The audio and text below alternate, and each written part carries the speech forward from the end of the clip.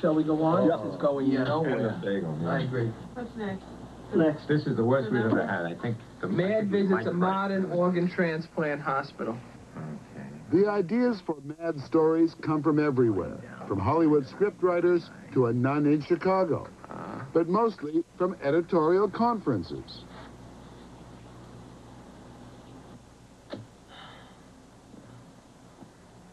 This is the result of 35 years of fine-tuning the creative process.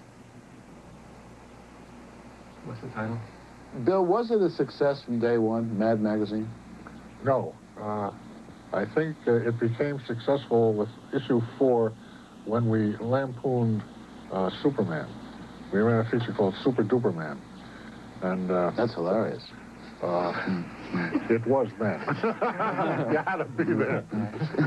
Mad began as a comic book that spoofed comic books, a departure for Gaines, whose main livelihood came from a line of horror, crime, and war books soaked in blood, with names like Tales from the Crypt, Vault of Horror, Two-Fisted Tales. All the wonderful old comics of yesteryear. All the stuff kids love, all guaranteed to outrage parents.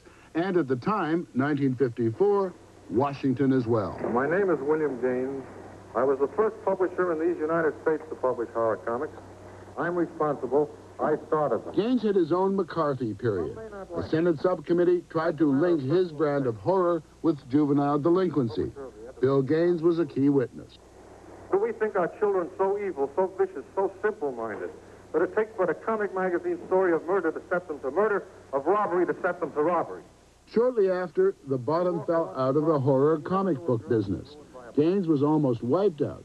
Everything gone, but the most subversive book of them all, Mad.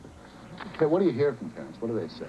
I think it's a kiss of death that we have parental approval at this point. We've never sought it. I would rather be something that kids read with a flashlight underneath the bed at night. You mean like Playboy? No, like the Congressional Record. Wait a minute. You would think that a place like Mad could only function independently. The fact is, Gaines sold the magazine 20 years ago to Warner Communications, but he was left free to run it. I didn't sell it to Warner's. I sold it to somebody who sold it to Warner's, to be technical about it. It's like the Contras deal. The editorial offices of Mad are guaranteed to dismay any corporate executive who may not understand the value of disorder, even chaos. So Warner's, in their orderly corporate headquarters a few blocks away, wisely keeps its distance. Out of sight, out of mind. I heard a story that as a part of the Warner Communications empire, you as a senior executive, whatever, have to take a medical every year. And the story I heard is that you send somebody else. Well, you're really blowing it, aren't you? The culprit, art director Lenny Brenner, the man whose body is regularly switched with Bill Gaines. Could have been one of those tales from the crypt. Lenny Brenner loves physicals, and he's in good health, and it's much better that he goes than I go. You know, I'm wondering about something.